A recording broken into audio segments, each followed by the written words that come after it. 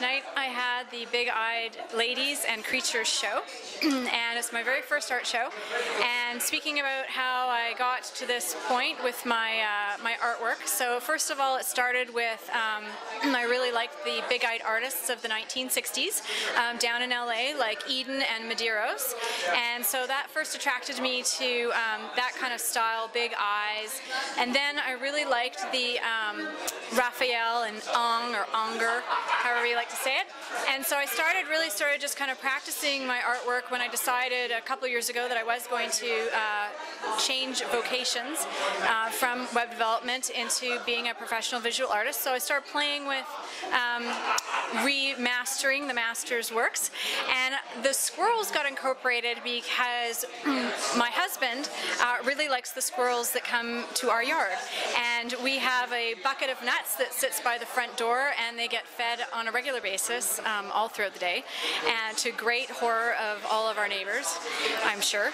And they have just really kind of, we don't have pets, and so we now see them as faux pets, and we've been watching them and their behavior for so long now that all of their personalities come out. And so the very first painting that I did with one of the squirrels was after Raphael, and it's called The Princess and the Squirrel. Can't remember. And so it's supposed to have a goat in it, and my husband said to me, why don't you put a squirrel there? And so I did. And then the next one had a squirrel, and the next one had a squirrel, and the next one had a squirrel. And then the next transition was the squirrels. Then it took center stage. And this I painted after I went down to New Mexico, Santa Fe, and I did a course there with Tony Ryder at the Ryder Studio School. And people have all noticed that sort of my technique has evolved with now the squirrels and the evolution of them being center stage. And I really like Pop Surrealism, so other artists like Mark Ryden and Robert Williams also come into play for me with what I really love.